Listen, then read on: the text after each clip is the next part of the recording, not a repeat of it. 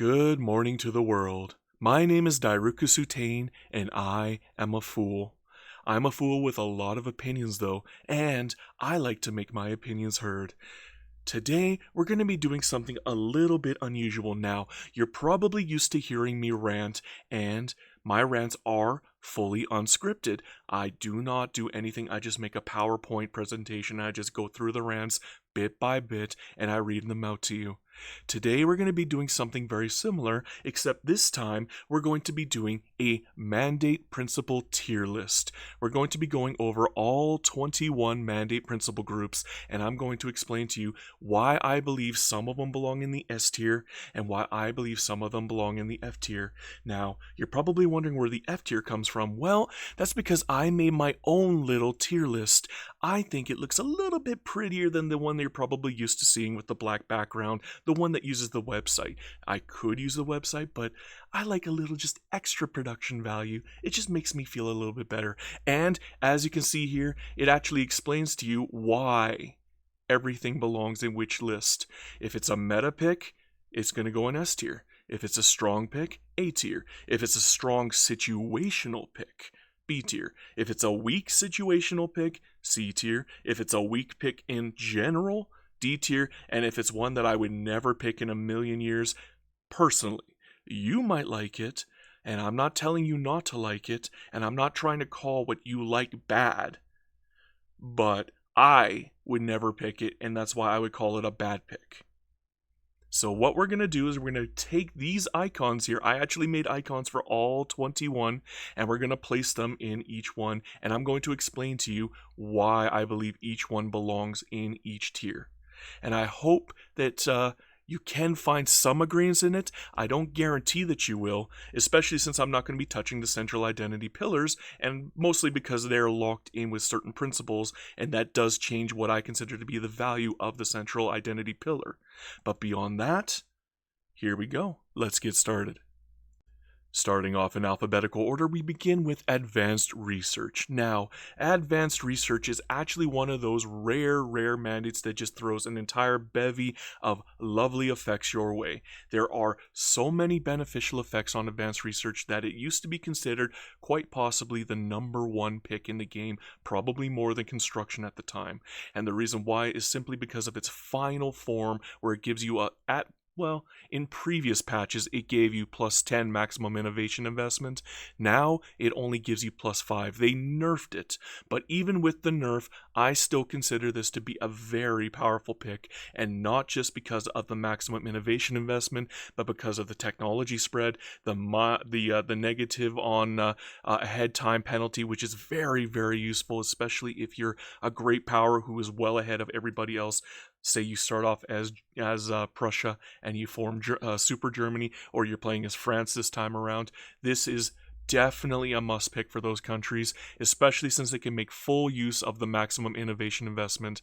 However, ever since the nerf and with the advent of companies, I guess with the trade power kind of being balanced out, and I would say this is not a must pick anymore. I'm going to go out on a limb and I'm going to say that it is a very strong pick, and it is always a good idea to pick it, but it's not a must pick. And the reason why is because for smaller countries, they're not going to be able to make full use of this part right here, the maximum innovation investment, until about 50 years into the game. If you take this one early, this can actually backfire against you. You're pretty much just wasting a very pivotal point to taking advanced research when you probably could have taken something like construction, which would have helped you immediately on the very first pick, or even companies, which again helps you immediately on the first pick. Even freedom of movement would be a better pick in a lot of cases, going all the way up to freedom of movement 3, which is exceptional for countries who can manage to modernize, grab multiculturalism and total separation, no migration controls, all of that good stuff. So advanced research is still extremely strong though. And the reason why is because it does still give you the plus 25% institutional size change speed for education. That makes it so that when you want to go up from like level 1 education to level 5, it goes infinitely faster. The bureaucracy cost reduction minus 10% is okay, but as you go all the way up, you can get all the way up to minus 50%. That is gargantuan. Huge savings for bureaucracy. That makes this pick exceptionally strong all on its own. The block leader pack thing, I'm not a big fan of. I like forcing education system laws on other countries because it does definitely help them become a lot more powerful. And when they get more powerful, they give you more mandate points because then they can become minor powers or regional powers, or at the same time, they can also give you more money overall because the stronger that they are, the more GDP they get, and the more GDP that they get, the more money that you'll get from them in the pact. When it comes to the providing education with the technology spread, that's huge. Gargantuan. I love it so much. The minus 5% ahead of time penalty is always nice. Again, if you're starting off as a really powerful country, this is pretty much something you're going to want to pick almost every time. But again, for smaller countries, it ends up becoming situational. If you are going to take it as a smaller country, you're going to want to take it as your 4th pick. And obviously, the reason why is because you're not going to be able to make full use of it until really late in the game, and that is unfortunate. So as a result of that, let's bring up our tier list now. Boom. And boom. Just like that. We're now going to select advanced research, and I'm going to show you exactly where we're putting it. I am going to put it right over here in the A tier. The reason why it does not get the S tier is because I don't think it is a meta pick anymore. I think there are other mandate principles that would be considered a meta pick now. A tier is still really strong though. Don't say that I'm denouncing advanced research. I'm probably going to pick this almost every game simply because I know I can make full use of it, but for newer players, you're probably not going to get as much use out of it, and there are better picks that will help you a heck of a lot more in the early game, which would be better in the meta because the early game is how you snowball. Anyhow, for those reasons and those reasons alone, I gotta put advanced research in the A tier. Moving on down the list, we go towards aggressive coordination, which is unfortunately one of the rare principal mandates that force you into a central identity pillar. In this case, it forces you into military treaty, which is actually really good. I love military treaty. The 20% training rate is fantastic. Prestige maxing as a block leader with military treaty is easy as pie. I love military treaty. There's just one problem. It forces you to pick as your principal group either aggressive coordination or defensive cooperation. Now, why is that a problem? Well, I'm not that big of a fan of either. Aggressive coordination is exceptionally useful generally around the mid to late game. It's not as acceptable in the early game. It does help a little bit with the war goal maneuver cost. I don't consider that to be a particularly big bottleneck in this game, though. It's not like we're dealing with Europa Universalis 4, where every little bonus in this regard will just be the difference between world conquest and failure to get world conquest. With aggressive coordination, that minus 3% is very nice, and for that reason alone, I'm going to give this a really good score. It's just not something that I personally consider to be that important. The next aspect of it is the war exhaustion, which again is fantastic.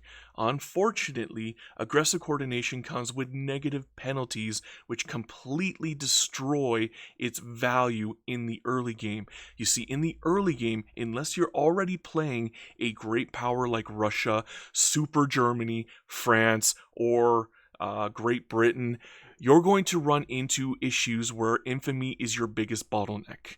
And plus 15% infamy generation absolutely destroys the value of aggressive coordination 3, despite the fact that you can call ally sway in all diplomatic plays. Even then, I don't consider call ally sway to be all that useful. Probably 90% of my power blocks end up being people that I have personally protectorated or puppeted or vassalized or tributized. It's rare for me to actually take the time to pull other people into my power block using the leverage system when I could just conquer them. Again, that's where the infamy generation comes in, and that's why the third tier of aggressive coordination is just awful. I hate it. It's terrible. It also hurts your power block cohesion, which absolutely destroys how much mandate you can get overall, and that is terrible. This right here is F tier. Aggressive coordination 3 is F tier. But here's the thing. Aggressive coordination 2 is really, really, really good. There's no penalties for aggressive coordination 2. If I could separate the two of these, aggressive coordination 2 and aggressive coordination 3 gets F tier. Aggressive coordination 2 would get A tier, maybe even S tier. It's that darn good. Unfortunately, since I have to judge the entire group as a whole, and especially in the early game, and you're forced to take it early game because it's literally your first pick. So you're pretty much taking the first two and then you're ignoring it all the way until the end, when you might not even take the third pick. You might just leave it at aggressive coordination 2 for the entire game and just never take this last one, because taking the call ally sway is just garbage. It's garbage. It's a terrible, terrible garbage, and you get massive penalties as a result. So for this particular reason, I'm going to give aggressive coordination a really good rating just for this, but I'm also reducing it from what I would consider be its actual value, simply because this right here completely denigrates it completely. So I'm going to go over here and we're going to grab it really quickly here. Whoopsie, let's just bring that up, copy and paste, bring up the display and paste. Come on. Thank you. And I'm giving it a B tier. You might disagree with this one, but unfortunately, I'm trying to look at it from a whole standpoint. Aggressive coordination 2 does belong in the A tier, maybe even the S tier, but because of aggressive coordination 3, and because I'm counting all three, not just the first two, I have to reduce it just a little bit. It becomes a strong situational pick and not a strong pick. And the reason why is because obviously you're not going to take the third progression of it, and obviously you're only going to really take aggressive coordination if you plan to conquer the world, or if you plan on being extremely hyper aggressive in the first place. It is very, very strong, but it is unfortunately going to be considered a situational pick for that reason. And there you go. That's my reasoning. Now we move down the list to what I consider to be the absolute perfect offensive and aggressive mandate to take in the game. This is one that I consider to be better than aggressive coordination. Aggressive coordination only helps you with diplomatic plays, and it hurts you with infamy. And infamy I consider to be far more of a bottleneck in the early game when you don't want to have to deal with cut down wars than the diplomatic plays, especially since diplomatic plays are very rarely necessary. You can just break down a country into parts. Like if you're trying to take over all of France, you don't just conquer all of France. You break them into Occitania and Brittany, and then you take, their northern states, and then you attack Occitania and Brittany separately in two different wars after the fact 5 years down the line when the truce is gone. So infamy is more important to me than diplomatic play. And that's why I say Colonial Offices is the best offensive/aggressive principal mandate to take in the game. Level 1 is bad. I'm going to tell you outright, level 1 is just, it's not good. It gives you a little bit of bureaucracy for colonial affairs, but it's not a huge amount. Imposing colonization laws is pretty much worthless. Generally, by the time you get to a point where you actually do want to impose the colonization laws, there's nothing left to colonize. So not a big deal. When it comes to institution size change, that's pretty good. I like that. Level 2 is a heck of a lot better, obviously, because it gives you a little bit of colonial growth generation. But the real reason why I rate colonial offices so high is level 3. And level 3 is Pierce de Resistance. It is minus 5% infamy generation against unrecognized powers, which goes all the way up to minus 25% if you get level 5 colonial offices, or level 5 colonization law. It is gorgeous. You can get all the way down to about 4 to 6 infamy for taking pieces of Qing. You can attack Qing over here and take Beijing for 4 to 6 infamy by stacking all of those negatives, and that is what makes it absolutely wonderful. It is such a wonderful law. I love it more than aggressive coordination for that purpose. It is just so powerful. And the best part about it is it also makes your colonial growth much better. You get up to plus 25 colonial growth generation, which is, again, very, very good, especially if you're going for a world conquest, because, I mean, that's 1 less state, maybe 2, maybe 3, maybe even 10 less states that you're going to have to conquer from Britain and France later on. And that saves you in diplomatic plays as well. So, again, this is way better than aggressive coordination. And the best part is, you don't have to be forced to pick it. It's actually something that you're probably going to want to pick early, though, specifically for the colonial growth generation and the infamy generation against unrecognized powers, because the majority of your conquest, if you're doing world conquest in the game, is probably going to be done against countries like Qing, Japan, Siam, Dainam, Burma, and they're all unrecognized powers, and it's generally just best in that case to make full use of your infamy generation by getting the mandate up as fast as possible by, I don't know, protectorating all of South America and then using that to just conquer all of East Asia. And that's just a fantastic way to make use of this principal group, and for that reason, I love this principal group. So we're going to go over here and we're going to bring up our list again. Let me just click off real quick. Okay. We're going to paste and move it over, and I give it the very first S tier. Colonial Offices is gorgeous. I love it. If I'm doing a particular aggressive playthrough and I know I'm going to be going for world conquest, chances are this is going to show up unless I screw up along the way, or, gosh, I mean, maybe I forgot about it, because it is pretty situational, but it's so good that you could probably make use of it regardless of your playthrough. That's why I think it deserves to be considered a meta pick. Finally, we're moving on to something that is completely brand new for patch 1.9 and Charters of Commerce. We're talking about the company's principal mandate, and this is a gorgeous, gorgeous mandate. Companies in 1.9 are meta.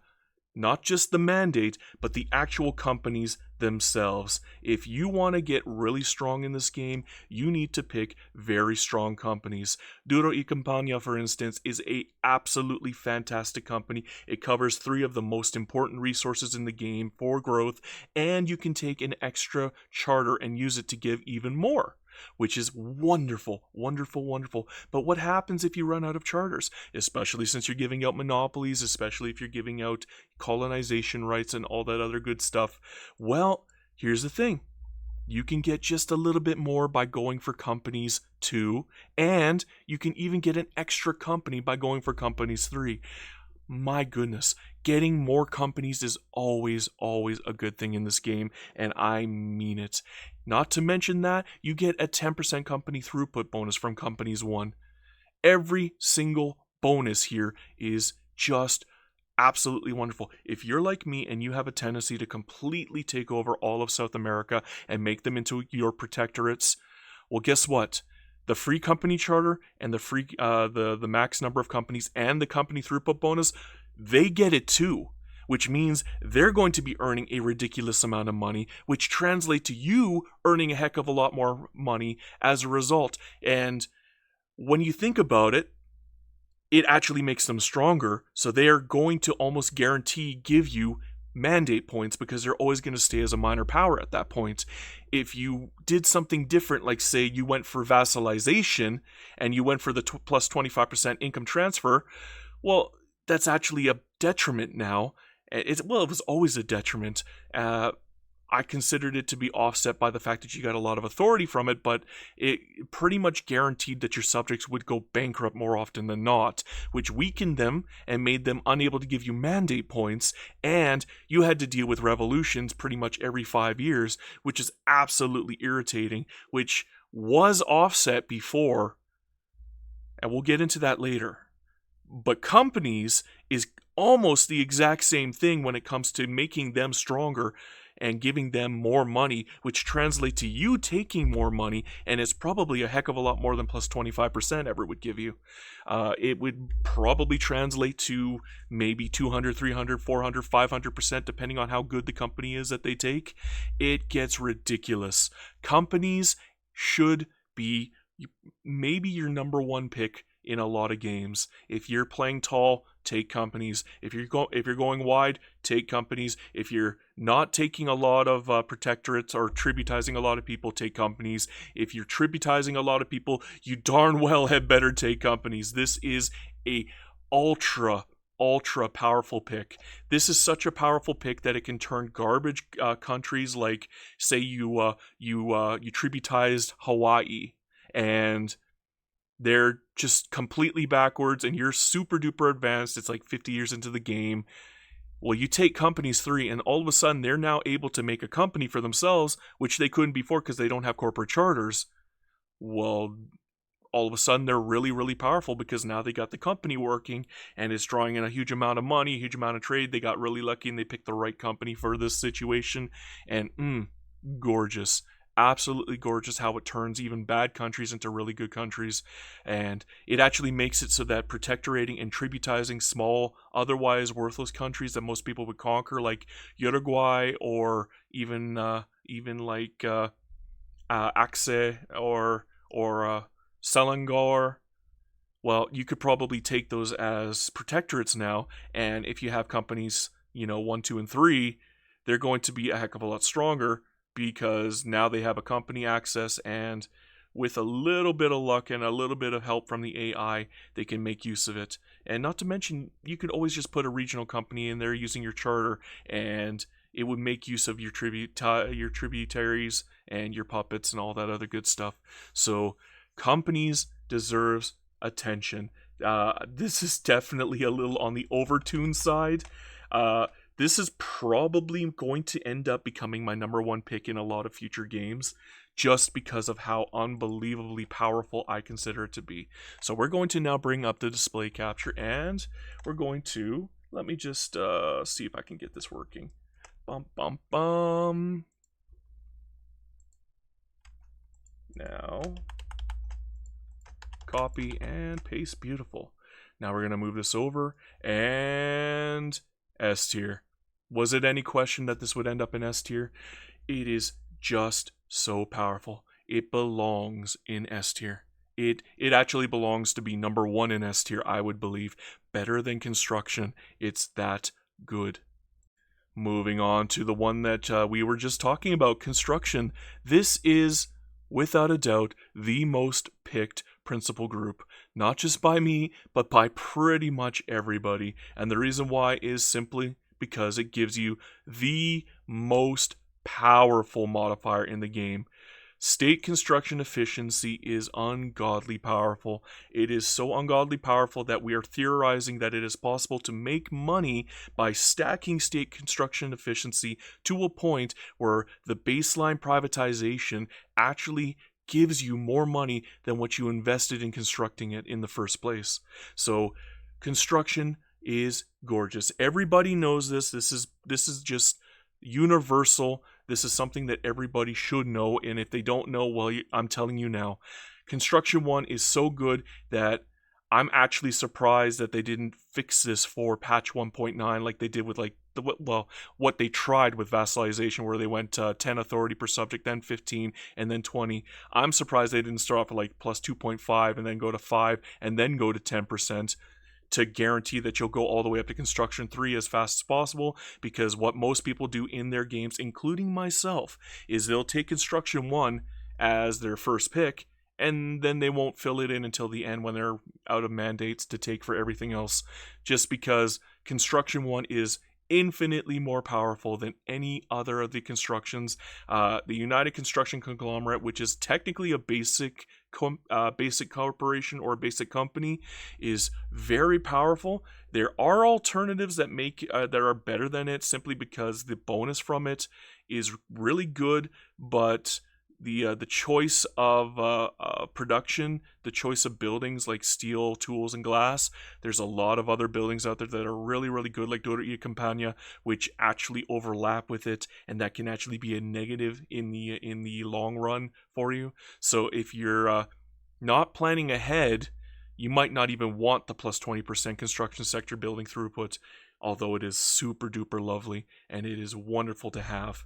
I love, love, love this company in particular, but it's not a guarantee. It's not something that you absolutely have to have, and that makes Construction 3 not as powerful as Construction 1.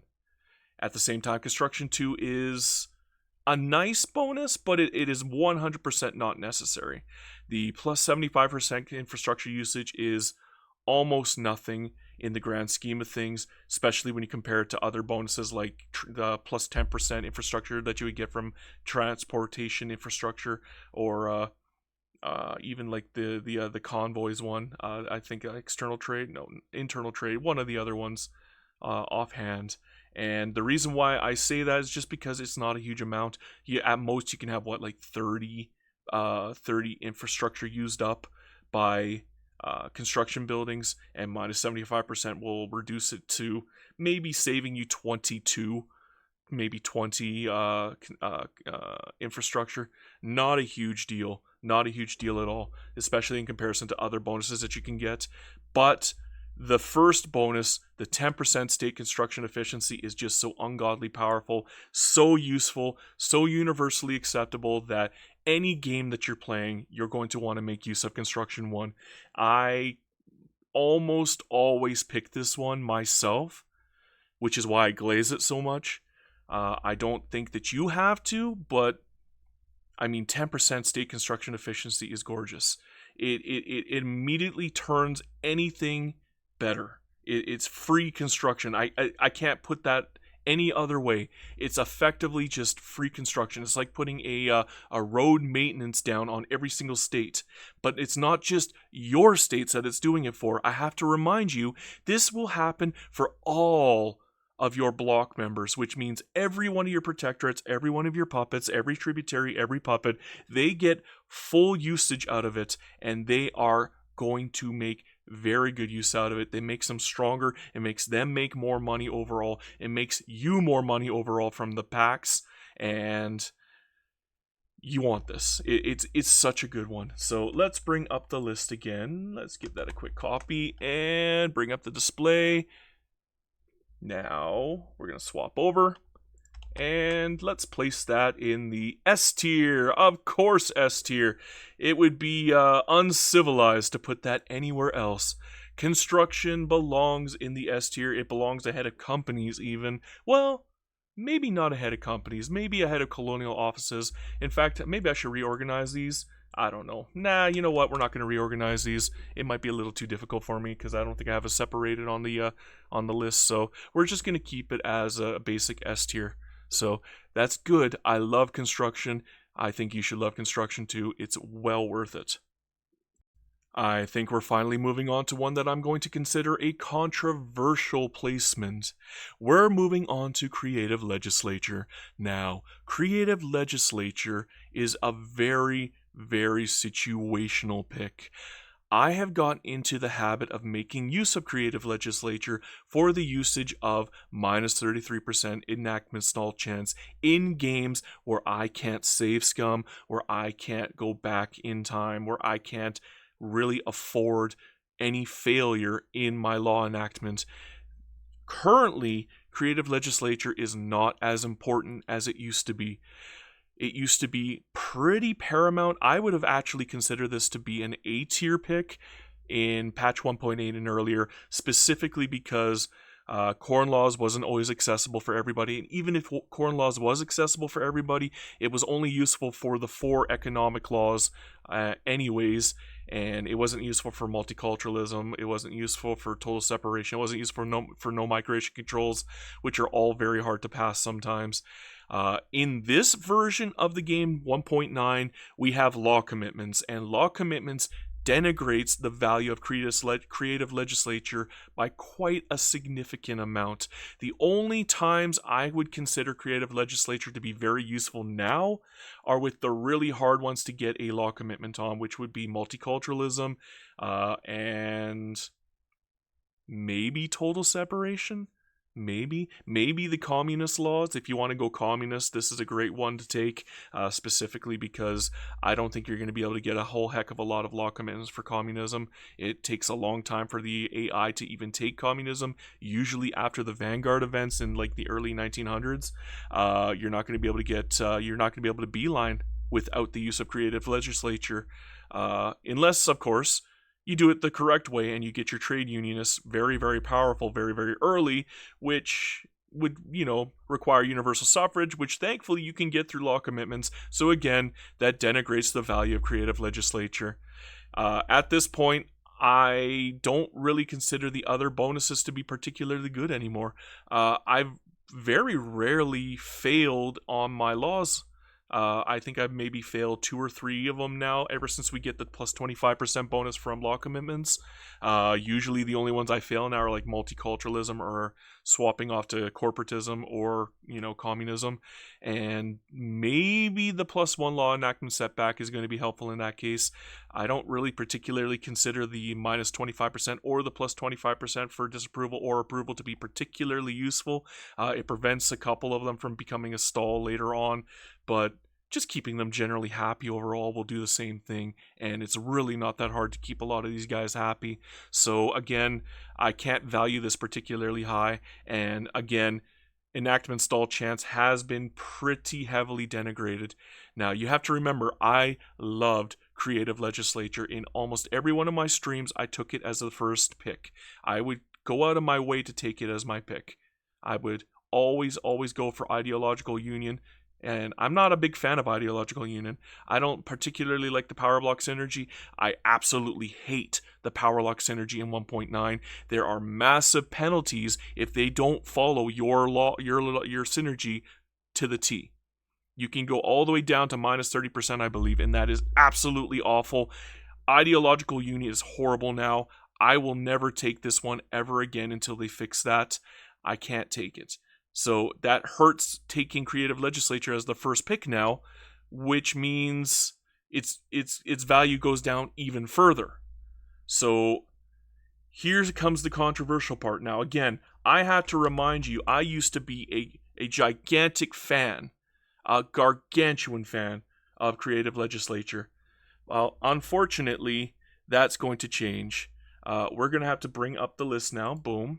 And we're going to paste it. And here comes the controversial pick. Creative legislature is now a D tier. I consider this a very weak pick. It's not even situational anymore.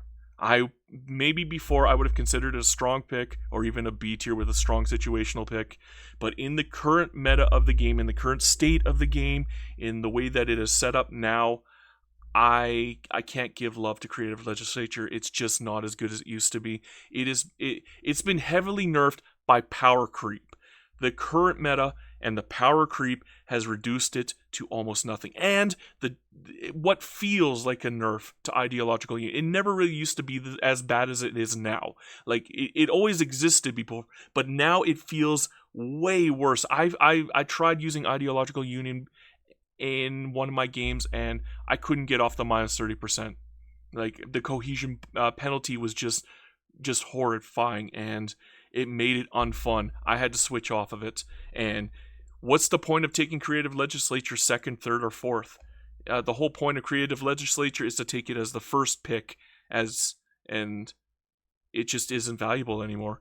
If you don't believe me, try playing a game of Austria right now and tell me if ideological union and creative legislature help you at all, because I'm willing to bet that they hurt you. In fact, they weaken Austria just by being as bad as they are now. So D tier, I think, is a very fair placement for creative legislature. You have to remember, I loved it. I don't anymore. Alright, here we go again. We're going to be going towards another one that I think people might disagree with me on. Defensive cooperation. I I hate this one. I hate it. This is my least favorite by far.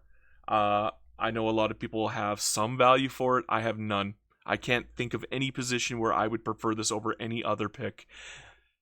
Defensive cooperation is not one of the ones that forces you to pick it, thankfully. But, I mean, military treaty is really good, so I wouldn't mind it so much if defensive cooperation was any good.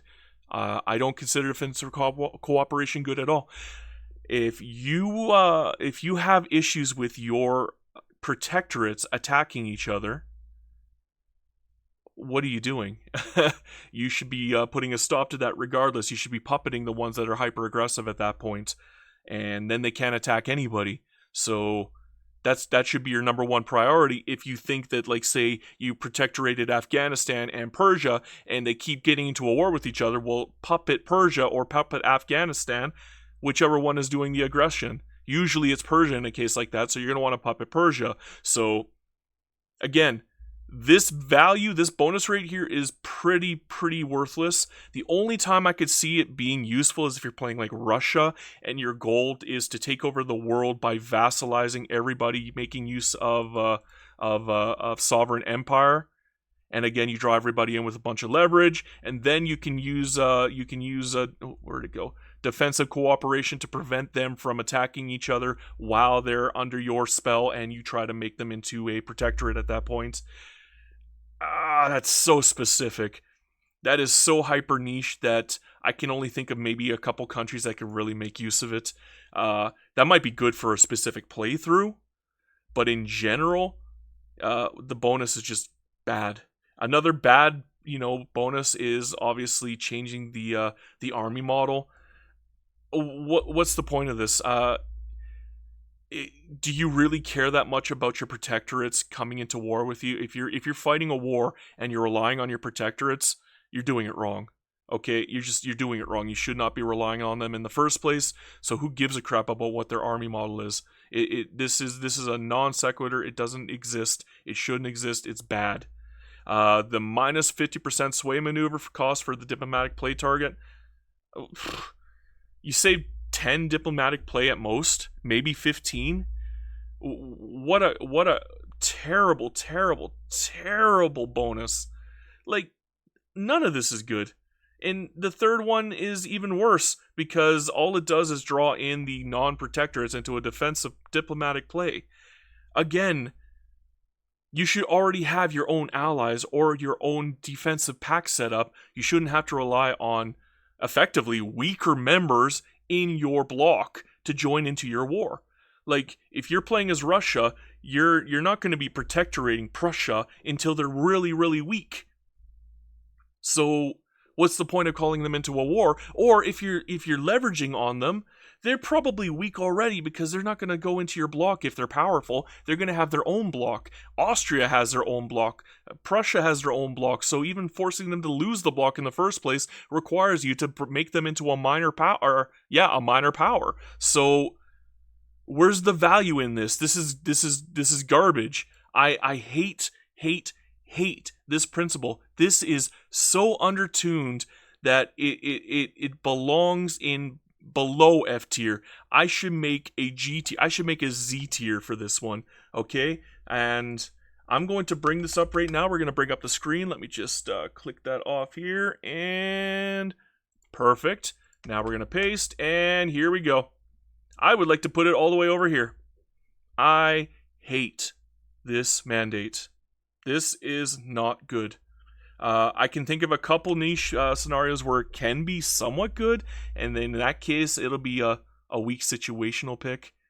But, I mean, as Russia, there are better ways to make use of it. Again, if you're running into issues where your power block members are being aggressive to each other, conquer them, protectorate them, puppet them, reduce their autonomy. There's so many other methods that you could use other than wasting a mandate pick on this. There are so many better mandate picks. You could take aggressive coordination. Aggressive coordination and Russia go together like fine wine and cheese. It's so much better. Don't even look at defensive coordination. This is the worst. I consider this the absolute worst mandate by far. worse than any of the other ones I'm about to talk about, because there are other ones I'm going to be putting down here that you might not agree with, but again, there's a reason why I consider this one so bad. Alright, now that I got done with a couple that you might disagree with because I reduced their value quite significantly, here comes one that you might disagree with because I'm increasing its value quite significantly, and that would be divine economics. Divine economics in patch 1.9 is really good. Trade advantage is really, really, really good, especially if you're going for a tall playthrough. I consider trade advantage to be fantastic and something that you're probably going to want to stack as much as possible. It will almost guarantee that you're going to always be able to maintain a high degree of trade, and all it takes is that you be of the same religion as other countries. So if you're playing as Spain, for instance, you're going to be Catholic, which means every Catholic country like France, Sardinia, Piedmont, two Sicilies, Austria, all of them are going to absolutely love trading with you. They're going to continue to give you exceptional trade value, and you're always going to be able to maintain an advantage with them on trade, which means that they're going to trade with you before anybody else. So it's always a good idea to take divine economics if you're going to go for religious convocation, which, believe it or not, is actually pretty good now that it has a plus 5% birth rate. If you're going to be playing as a very religious-focused playthrough, you're going to want that conversion too. And obviously, if you're playing a religious playthrough, you don't care about the political strength of the devout because they only really affect 3 laws anyways. So it's not that big of a deal to have them powerful.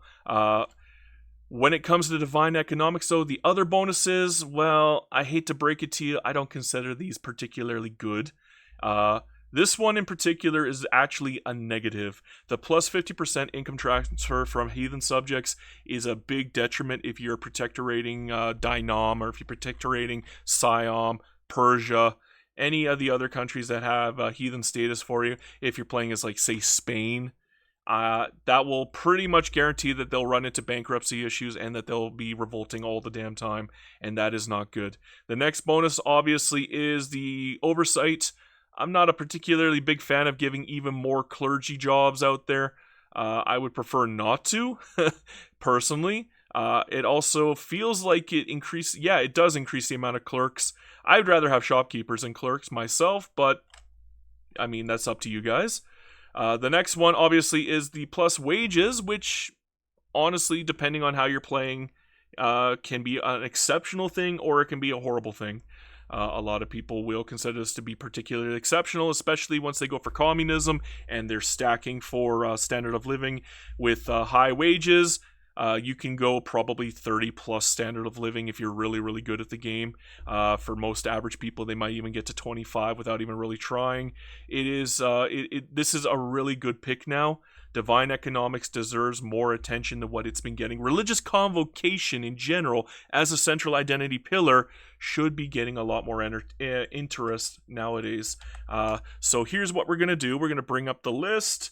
Boom, boom, and we're going to paste it. And now we're going to move it over into bump, bump, bump, bump, bump, bump, bump, bump, bump, bump. I'm going to call this a situational pick. It's a strong situational pick. It might even belong in the A tier. But only 2 aspects of the actual mandate are useful. That would be the wages in situations and the trade in situations. You can get trade through other means. You can get trade advantage through other means. So it's not always necessary. It's useful for stacking trade advantage. And you have to be of the same religion. If you're animist, you're not going to want this. Okay? Animist is not going to be able to make use of this. All you're going to be able to do is trade with Sokoto or something. Whoopity-doo, Basil. Nobody cares at that point. If you're Confucian, there's only a few countries out there that are really Confucian. Again, not useful. So this is situational. I don't think it belongs in strong picks, which are universal, by the way. So because of that, we're going to leave it in the B tier. But I am glazing the hell out of this because without all of what I just said, it probably belongs all the way down in the D tier. But because it is such a strong situational pick, I want to leave it in B tier as a strong situational pick. All right, here we go. I finally get to say the word that I've been wanting to say this entire video. We're moving on to something mid. Exploitation of members is pretty much the definition of mid to bad. Okay? It is super mid and it's super bad in so many different ways. You're not going to take exploitation members as your first pick. This is by far one of the worst first picks in the game. You take it as a first pick, you're hurting yourself immensely. That -5 power block cohesion absolutely destroys you. And not to mention the reduction in authority to your members reduces their power, which will reduce their ability to maintain minor power status, which will hurt your mandate overall. So never ever take this as a first pick. But in certain situations, you can actually do make use of it for the influence later on. So as a second pick, no, not a second pick, we're going to say fourth pick. As your final pick, you can maybe get some use out of exploitation of members. Some. If only for the plus 20% to influence. When you're a great power, influence is actually kind of difficult to get. You're not going to be able to rival everybody like you can as a minor power. You won't be able to rival all of North Germany to get all of your diplomacy. And there really aren't that many ways to get a huge amount of influence in this game. So if you find yourself short and you don't care about power block cohesion when it's your final picks, so yeah, I mean, might as well. It hurts the authority, unfortunately. You don't care about their influence. Their influence doesn't matter in the grand scheme of things. It could hurt their prestige, which could hurt their mandate power. But again, if it's your final picks, you don't care about mandate power. So again, as a first pick, this is garbage. As a final pick, if you're a great power who's in desperate need for influence, yeah, this is pretty good. The extra authority is also really good if you're planning to play as like a hyper-nationalist, like ethno state that just so happens to have like, you know, outlawed dissent and all these other authority-boosting things. Even if you take like a really good authority-boosting law like police coordination, or I guess vassalization if you happen to protect the entire world. So at that point, yeah, this is actually pretty decent. It does actually help out quite a little bit, but unfortunately, the penalties get worse as you go along. Exploitation of members 3 is garbage. Like, the income transfer in itself is bad. It hurts. It'll make it more likely that the countries underneath you in your protectorate are going to revolt. The only time this is useful is if you're not protectorating anybody and instead you're drawing everybody in through leverage. But again, it's not a huge amount of money. And it's not particularly useful, especially when it costs you this much power block cohesion. But again, if it's your final pick, you don't even care about power block cohesion. Like, it doesn't matter after that.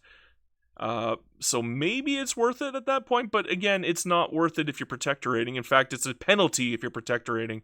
The amount of money you take from your protectorates can make them go bankrupt, and then you're going to have to deal with revolutions every 5 years, and it's frustrating as all heck, and it actually ruins the game for a lot of players. So this is a cautionary take. So here's what I'm going to do. This is mid at best.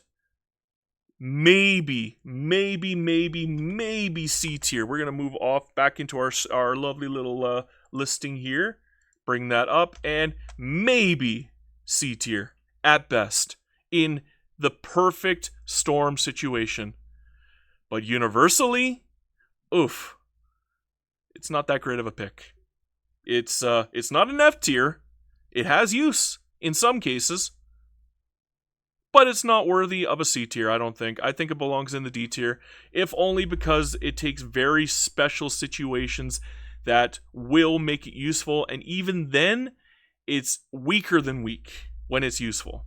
There are better picks than this. If you really want that authority, you should probably go for police coordination or even vassalization. Again, I'm not a big fan of vassalization anymore, but it's still a better pick than exploitation of members. And at the same time, there are other ways to get your diplomacy up. you shouldn't really be running into positions where you need diplomacy in the first place. The only time at that point that diplomacy is even useful for in the late game is for infamy reduction, so it's only very useful for a under 100 infamy run. If you're super duper strong that you run into issues where you keep your infamy under 100, you might as well just go over 100 infamy and just take over the dang world at that point. So that the influence doesn't even help at that point. I can't think of any other uses for influence at that point, so yeah, D tier. It's a weak pick. Finally, we come to one that I used to consider very, very mid that has definitely increased in power. External trade. I pretty well ignored this one prior to 1.9. There were always better picks to take, generally internal trade because it gave you so many convoys, but here's the thing. I don't consider convoys to be particularly important anymore. So we're in a kind of a unique situation where they did like a perfect Uno reversal, a perfect flip, where now I'm thinking maybe internal trade isn't as good as it used to be, although I love that company throughput bonus. External trade, however, that trade advantage, I love that. And the trade capacity, ooh, and that's your first pick. You could take this as a first pick. That's so fantastic when you pair it up with company. Oh my gosh. And the trade league bonuses are gargantuan. You get the convoys anyways, you get all this trade capacity. Oh my gosh. Wonderful. Wonderful, wonderful, wonderful. It's just wonderful. I love external trade now. I don't consider it like a guaranteed pick. It's still a little situational because the later ones are not as great as they should be. Particularly external trade 2. It does give you access to the influential trade center. Can you lock in? Thank you. There we go. Now, I do like the influential trade center. It is very, very good. Especially the extra influence, which is very, very nice. The extra weekly trades, very, very nice. The extra trade capacity, you know what? I take it back. I love influential trade center. I've always kind of just put it on and I just forgot about it. It's more of a set and forget thing. But the more I look deeply into it, yes, this is gorgeous. You're talking major benefits here. The next thing, obviously, is external trade 3. This is the one that I don't consider to be particularly helpful. It ignores the penalty from interest. When you get really, really big, you're probably not even going to worry about that because you're going to be protectorating everybody in every single zone anyways. So you don't even really have to worry about the penalty from interest because you're probably directly next to them anyways. So, for instance, in almost every one of my games, I will take Dai Nam as a protectorate. I don't even need to take a treaty port with Great Qing. I've got a direct connection with Great Qing just by protectorating Dai Nam. It's the same with India, right? I'll take Sind in most of my games, and then I'll have direct access with India. It's the same with a lot of these other countries up here, except for maybe like Prussia because they're too far north, and I don't really like taking Denmark personally, but there are other countries that you could take that are really, really good to protect her, like Sardinia, Piedmont, or even Switzerland, or Belgium, or even Netherlands. You can weaken them down to like a minor power, which is not hard, by the way. It's actually really easy to do for Belgium and Netherlands.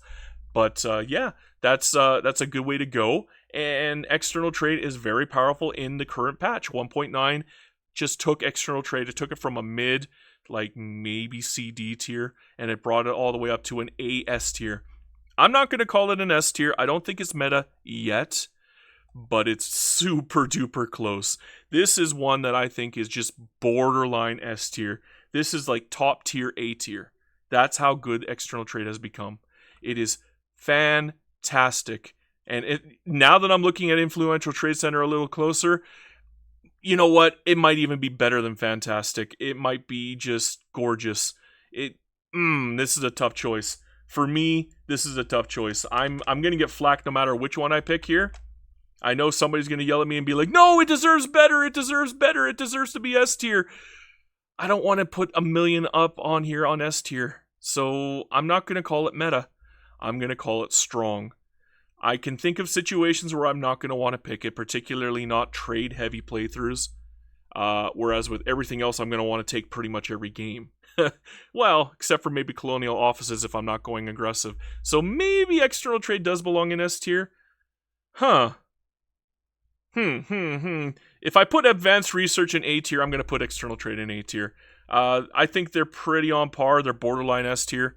But I guess that's what A tier is for. It's for ones that I think that people will not take every game, but these ones are so good that most people are going to be staring them down and wondering, maybe I should take it this game.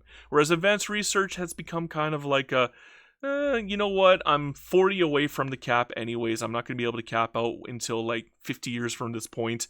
Maybe I won't take it. And external trade is, I'm not doing a super trade heavy playthrough. I'm focusing mostly on my company bonuses. I do want more trade, but I would rather get like the company's mandate or the construction mandate over external trade. So I'm not going to call it a meta tier. It's a strong tier. Alright, here we go again. Another one that'll probably get me a little bit of flack because I'm probably not going to rate it as highly as I should. Food standardization. I personally love this one. I have what I like to call the population wombo combo, where I'll stack food standardization, freedom of mobilization, and freedom of mobility, and religious convocation, and what's it called? Legal guardianship as a law, because it gives you a plus 5% birth rate. Religious convocation gives you a plus 5% birth rate. If you go for the food company, the basic food company, it gives you a plus 5% birth rate. So you get plus 50% birth rate, full migration, full standard of living. You're going to take a minor penalty on your birth rate, but when you stack it all together, you can get around, like 12% birth rate bonus, and full migration and a bunch of migration attraction. If you have a lot of states, like you're playing a country like, say, Brazil or the United States, especially the United States. But yeah, if you're playing like a really large country and you're doing that, you're going to be going from, I guess, how much does the United States have at the beginning? You're going to go from 15 million to maybe 300, 400 million population. If you're Brazil and you're 4 million, you're probably going to go to about 150 million population. If you're a tall country like, say, Sardinia, Piedmont, you go from 3 million to maybe 100 million population. Believe me, it can get actually kind of crazy. And that's if you play tall. If you go for conquest while you're doing that and you do the stacking, it's crazy. And the reason why it's crazy is because it works with the wombo combo. The food standardization on its third one increases your standard of living, which will increase your migration attraction. But the second, it's the second one. The second one reduces your mortality, which overall increases your population because less people are dying, which is huge. When you stack it all together, your population will explode. You'd be absolutely surprised about it. I had a whole playthrough where I was doing this as Ukraine in 1.8. It works even better now in 1.9. And the reason why is obviously religious convocation gives you another plus 5% birth rate. If you take this super early, if you take the food company bonus super early, which is very viable now, okay? Groceries are not garbage anymore. Groceries can actually be super duper profitable in the early game. In fact, I consider them one of the more profitable ones in the early game, especially with trade. So again, stack your birth rate, stay with legal guardianship, go religious convocation, get the food company, the basic food company, and you get your plus 15 birth rate, and then you stack on top of that a minus 10% mortality rate, and then you stack on top of that, say, freedom of movement, which gives you plus 90% mass migration attraction per state, because you get plus 50% for all block members. But at the same time, if you built an arts academy or a university in every single state, which you should if you're going freedom of movement, and then you go multiculturalism, you go total separation, you go no migration controls, before you know it, your country is going to go from like 5 million to 50 million overnight. And then you're going to just grow and grow and grow and grow and grow. And it is a fantastic way to play tall. And if you ever get a chance, give it a try. You might actually really like it. So, unfortunately, and here comes the part where people are going to probably yell at me, food standardization is extremely situational. Remember, I just told you it's a wombo combo. You have to put everything together to get the most use out of it. By itself, food standardization is at best mid. The plus standard of living can actually backfire against you if you go over 15. You don't really need to be over 15 anymore in patch 1.9. In fact, there are situations where you'll prefer to have lower standard of living. It can backfire against you. The mortality help is always good. The agricultural throughput is always good. I'm not a big fan of efficient canning practices. I don't consider it to be particularly useful, although it does use up some uses up your oil, so at a much reduced rate, I believe. But beyond that, not super duper amazing, not something you would go out of your way to pick. Again, food standardization is at best mid. So what we're going to do is we're going to bring up our list. Just going to click and click. And here's where people are going to yell at me. Should I glaze it? Or should I be more realistic? I personally think that with the use of the wombo combo, it's strong. It's very, very strong. Without the use of a wombo combo, it's weak. It's very, very weak. It is a situational pick at best, and without the use of the wombo combo, of stacking birth rates, of stacking your mortality, minus mortality, of stacking your standard of living, is just not amazing. And it doesn't really belong in the B tier as a result of that. So, yeah, yell at me in the comments, guys. I'm willing to take it on the chin. It's okay. It's okay. I'm a big man. I can handle it. Alright, we're getting to the bottom of the trash heap here. We're talking, quite possibly, the only true never pick in the game. I'm talking foreign investment. Foreign investment has nothing.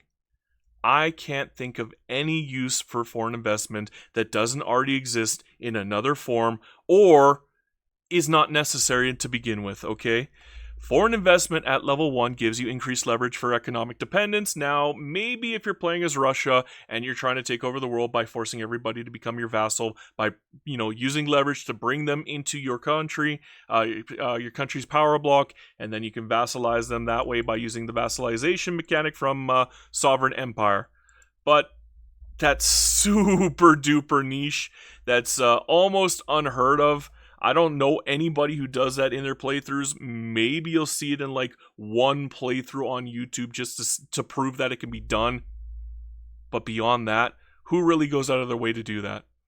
And at the same time, foreign investment 2, minus 50% cost for nationalization. Well, I'm going to say whoop-de-doo, Basil, because that is nothing. Nationalization doesn't even cost that much to begin with. And you could do mass nationalizations where you're paying out through the nose and you're not even going to run into any major issues anyways. You're saving a little bit of money. That's it. And if you're worried about money that bad, just make a better economy. That's all I can say. Money should never be a limiting factor. It should never be a bottleneck. And it's 100% not worth an investment into a mandate point. Like, this is a bad investment for mandate points. Terrible investment. And then there's the third one. What does this even do? Foreign investment rights and power block members with lower rank. Well, if you're like me and you don't do power blocks without making everybody a protectorate in your power block, this means nothing. Absolutely nothing. You're already getting your foreign investment rights with your protectorates. So who gives a crap? And if you're doing the Russia thing like I told you about before, you're probably not giving too much of a crap about investment rights anyways. You're probably a little more interested in the aggression, in military. And this is the one instance where I would say defensive coordination would be way better of a pick than foreign investment. Can you imagine taking 2 F tiers just to try to make them slightly better? No, this is a terrible pick in every imaginable way. I can't think of any situation where it's good. If I see Britain or Russia take them in their power blocks, I'm rethinking joining their block because they just wasted a pick. And at the same time, it forces foreign investment rights on me, which means that if they have it at level 3, it's a detriment to you. It only helps the AI. It never helps you.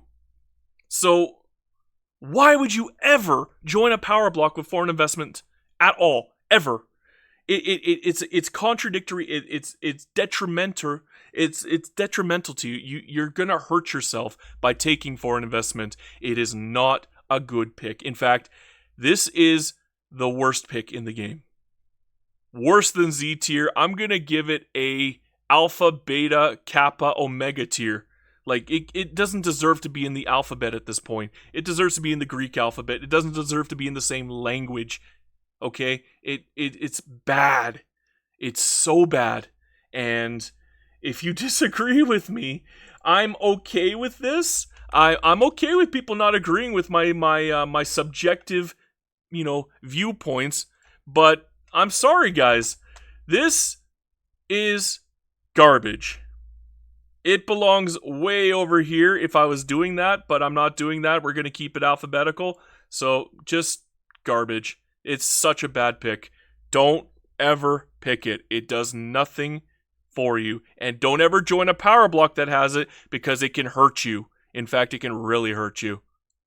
Now, this is one that has been brought to my attention very recently. I have been denouncing freedom of movement unjustifiably over the last couple years.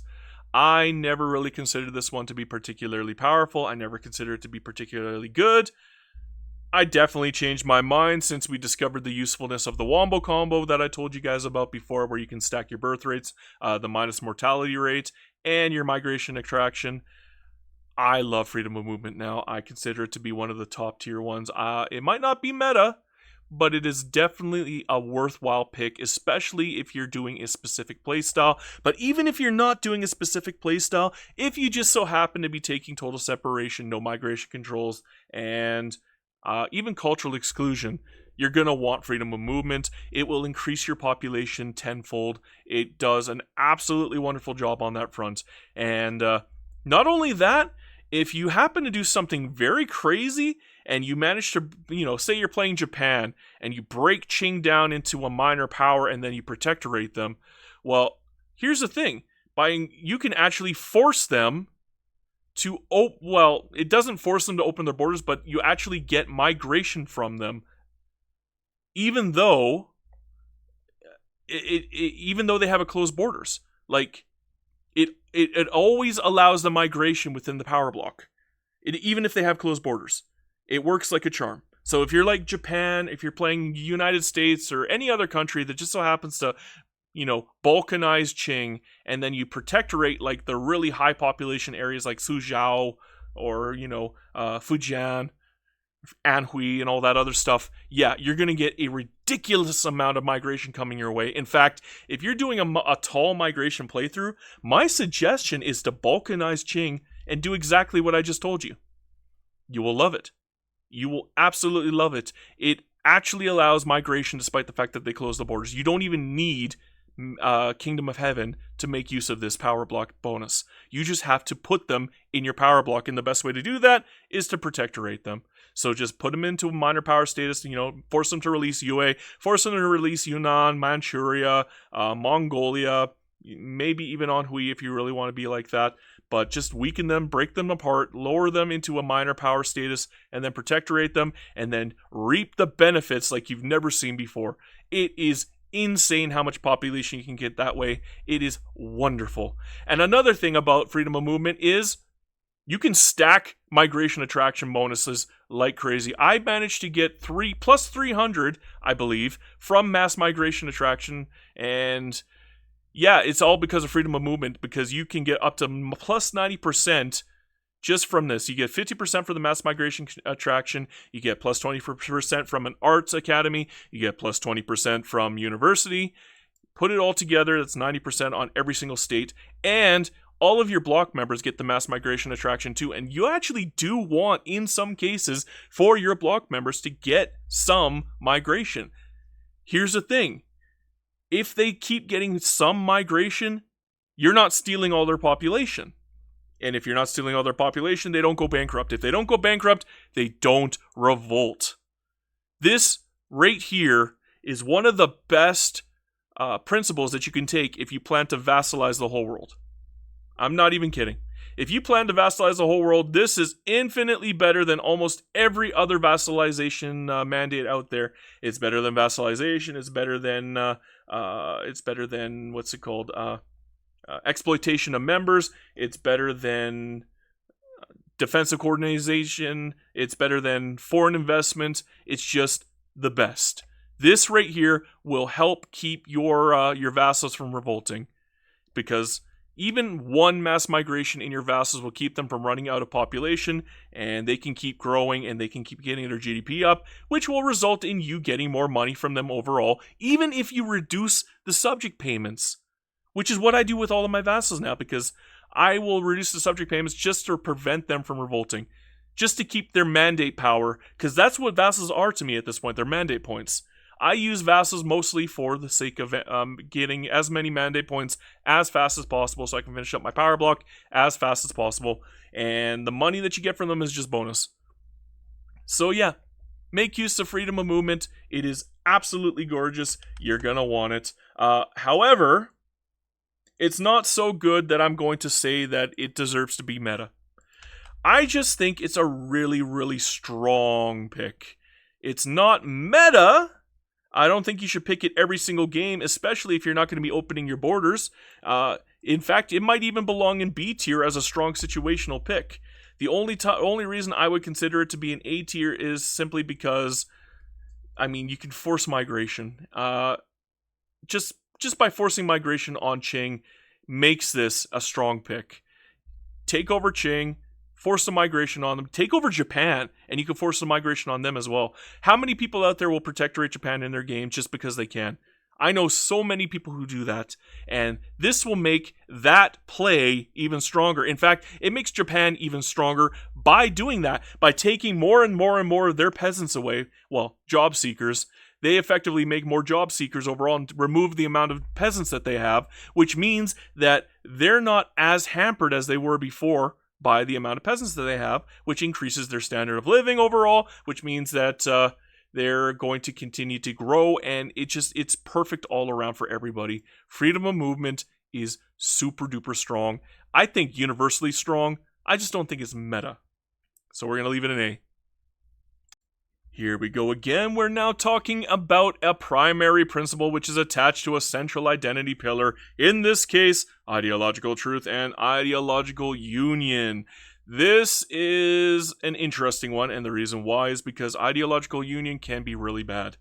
Unfortunately, with ideological union, the power block synergy can really bite you in the butt. If you're playing as Austria and you take over Dynam, you're looking at a gigantic, up to maybe, I think, minus 30% power block synergy, and that just destroys your game. Which means that if you're playing as Austria, you can't take any other countries as a power block minor power like Argentina or Chile or Bolivia, or, break apart Brazil and then take them as a power block. Yeah, you can't do any protectorating at that point. It hurts. It can actually destroy your game. It can make the mandate so painfully slow that you're crying at the end of the night. And ideological union is unfortunately very, very undertuned. I think they overtuned it in the wrong direction, if you ask me. It is very difficult to maintain good cohesion with the ideological union now. I don't know what they changed. Did they even change anything? Maybe I'm just dreaming it up, and it was always this harsh. But lately I've been noticing it a heck of a lot more, so maybe nothing changed and I'm completely wrong here. I'm not a big fan of ideological union anymore. And does ideological truth make up for that fact? Well, no, it really doesn't. Take a quick look here. It'll give you slight benefits with the party whip. It'll give you slight benefits with minimum legitimacy. So if you're in a country where you just can't maintain good legitimacy, maybe you can get some use out of this. Maybe, but this is bad. Okay, like here's the thing. Let's start with level 1. Minus 33 popularity to agitators in opposition. Popularity means nothing. Okay, if you're dealing with a hyper popular agitator, why can't you just exile them? Just get rid of them. It's not going to bite you in the butt. There's no penalty to exiling. Well, there is a little bit, but it's not a huge penalty. You could even imprison them and maybe just take a little bit of the agitation in their block at that point. It's not a big deal. The minus 20%, the 25% suppression and bolstering cost. Here's the thing. It's not worth it. It's not good enough. It saves you 50 authority per suppression or bolster, and that's ultra situational. You're not going to keep suppression and bolster on the entire game. In fact, you're going to want to use your authority for, monopolies. markets, for your companies. You want your charters. You want to use this up for taxes even. You want to use it up for decrees. You're not going to use it up for frickin' suppression and bolstering in the mid game, which makes this a wasted pick. And level 2 isn't much better, okay? The incoherence here, the party whip impact, it's almost negligible. It doesn't even feel like it's doing anything. It doesn't feel like it's doing anything. I know it is doing something, but it's so insignificant that it doesn't matter. It's the same with the minimum legitimacy. How often in the mid game or in the late game do you have low legitimacy? If you have it that bad, go conquer Beijing, okay? And then you get the bonus that you need to keep you above 25. You should never be below 25 legitimacy anyways, and the only time that this actually comes in handy is if you're trying to pass extremely unpopular laws.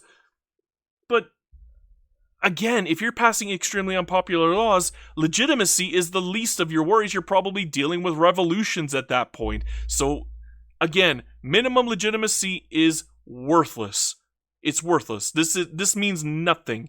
You should always be able to maintain over 25 minimum legitimacy anyways without the help of this. This doesn't even help you if you're over 25 minimum legitimacy. So this is such a wasted pick that I can't give it any merits. It has no values. It makes me feel dumber for having looked at it, and may God have mercy on its soul.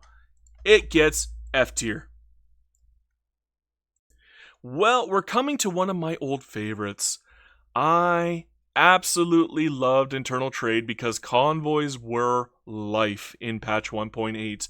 I love the infrastructure. I love the convoys. Whenever I needed convoys and I'm doing a huge vassalization run, I just take over all of South America and all of a sudden I'm in 10,000 convoys. Gorgeous. Love it. Unfortunately, convoys are not as pivotal nowadays. You don't really need them for your trade unless you're doing direct trades with other countries.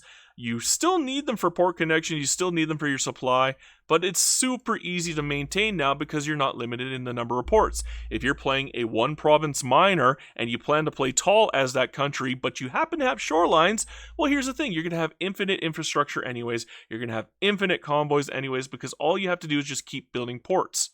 It's non-stop. So convoys does not have as much value as it used to.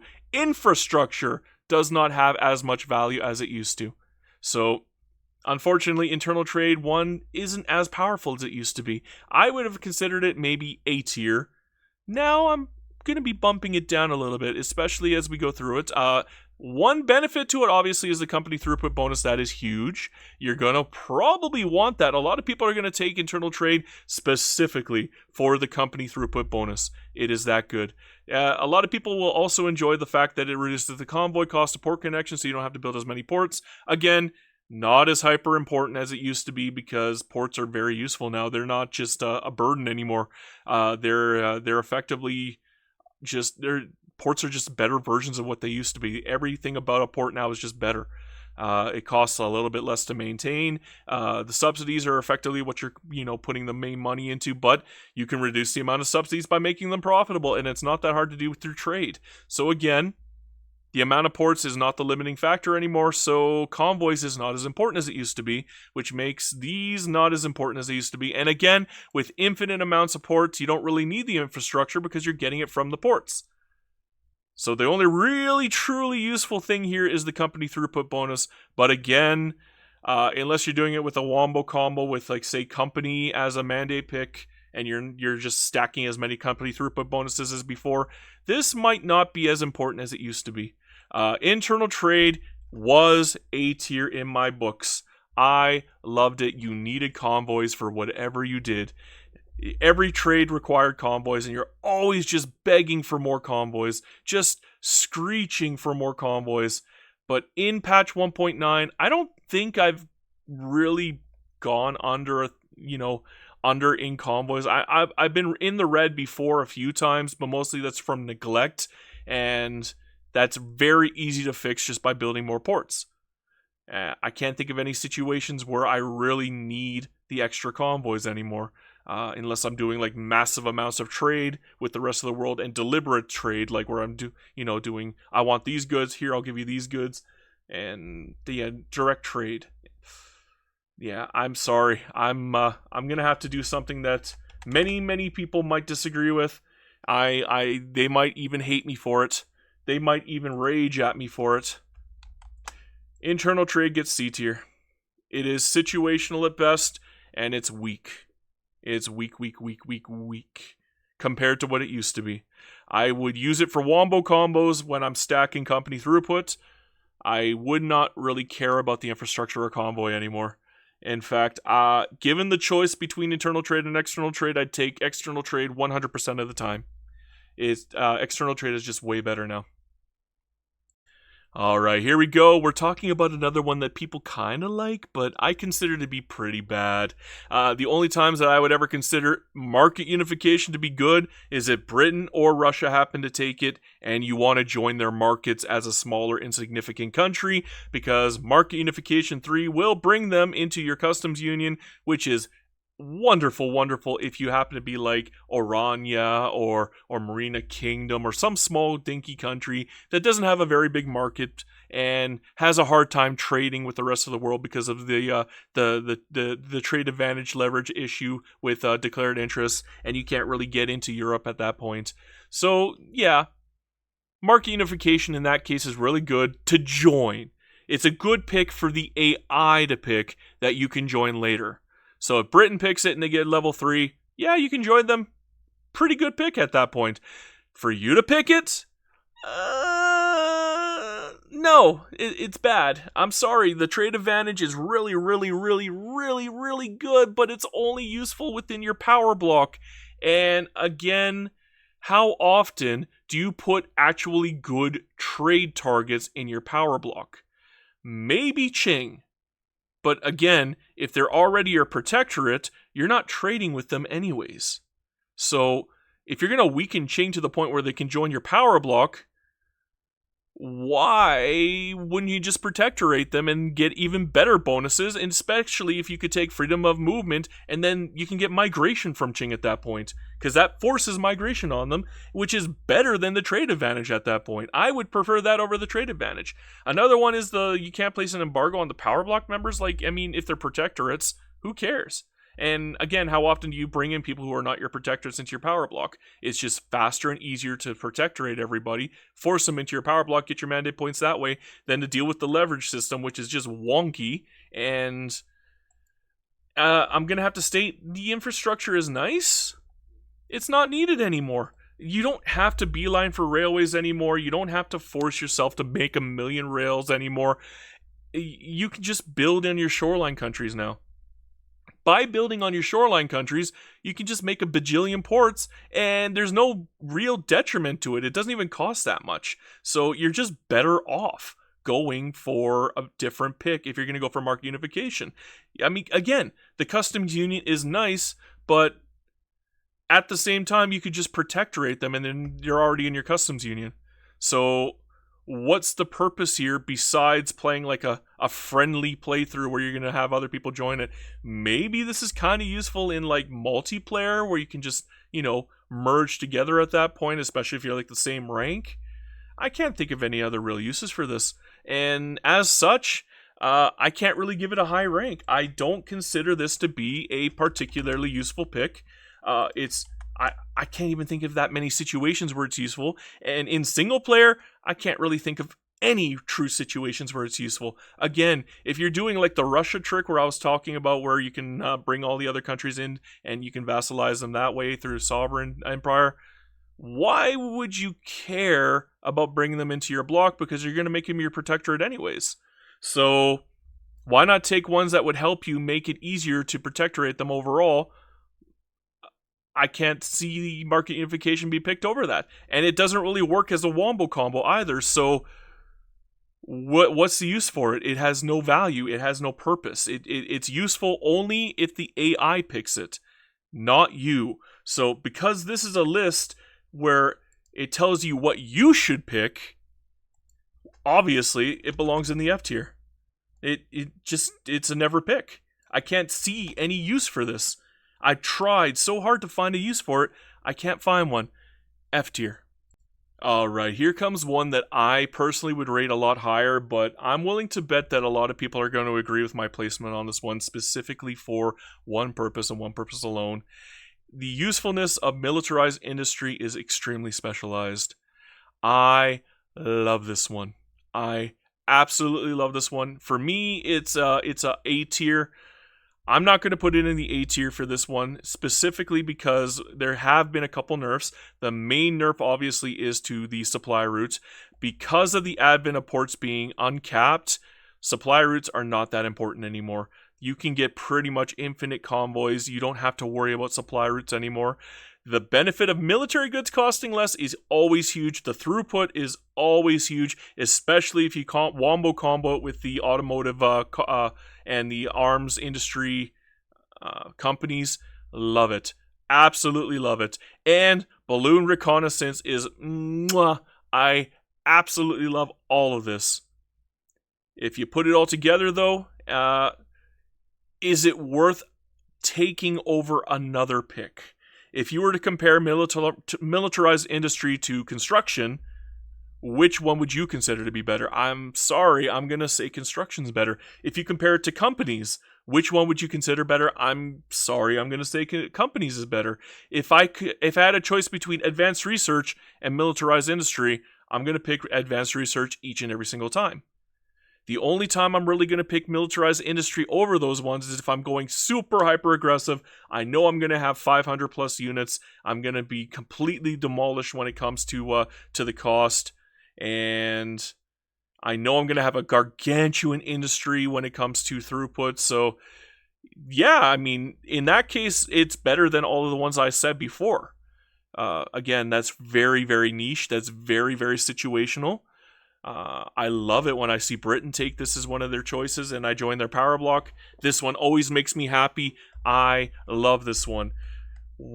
As for its rating, I don't know if I love it more than a lot of other ones. I don't know if I can put it on par with advanced research.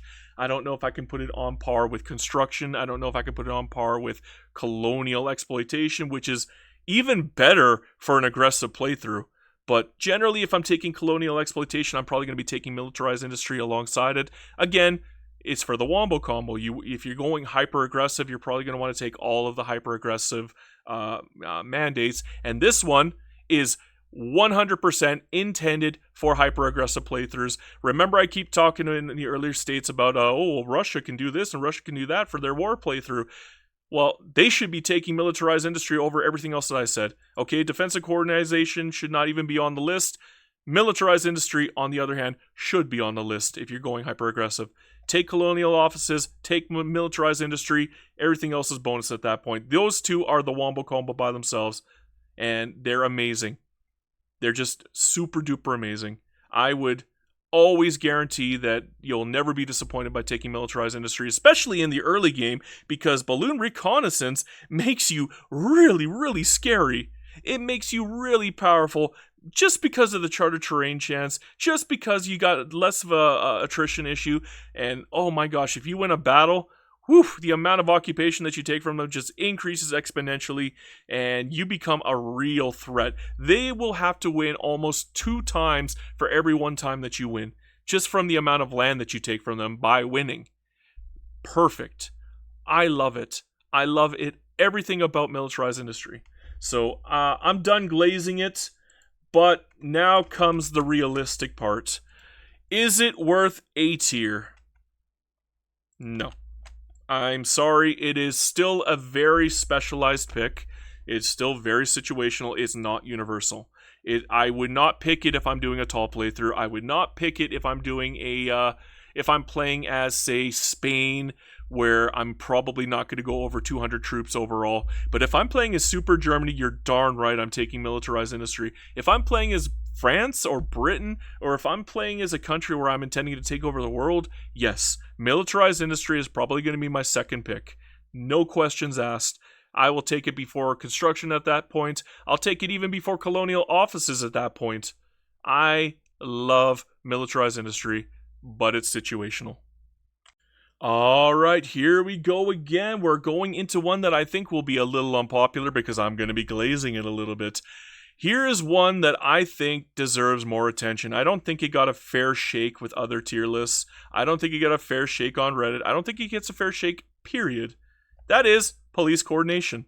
Now, the reason why police coordination got such a bad reputation is because there was a better version of it out there.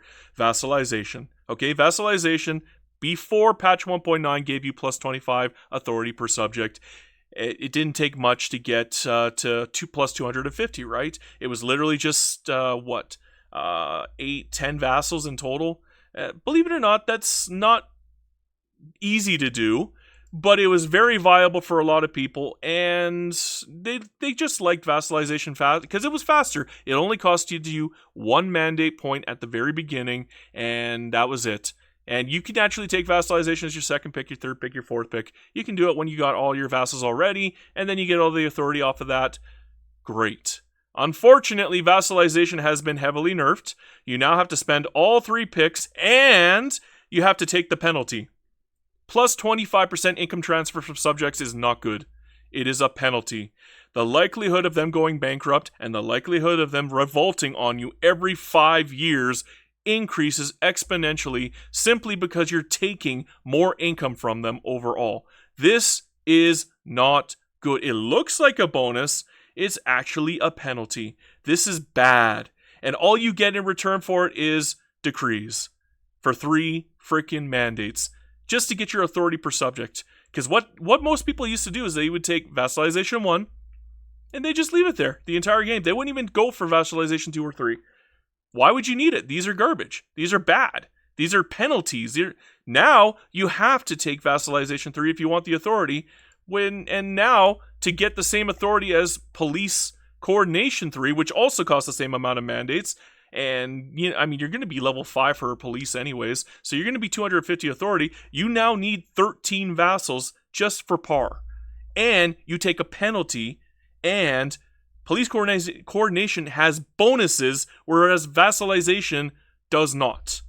Okay, being able to put decrees down is not a bonus. It's garbage. It's worthless. Who does that? Nobody does that. I can't think of any positions except for maybe a greener grass on a country that really needs, migration. But beyond that, I would rather just take freedom of movement at that point than take vassalization. So again, the income transfer is bad. It's very bad. It looks good. It's very bad. It's a trap, a beginner's trap. It makes you think that you're making more money, but in reality, you're just pissing yourself off because now you're going to have to deal with revolutions every 5 years because they're all bankrupt.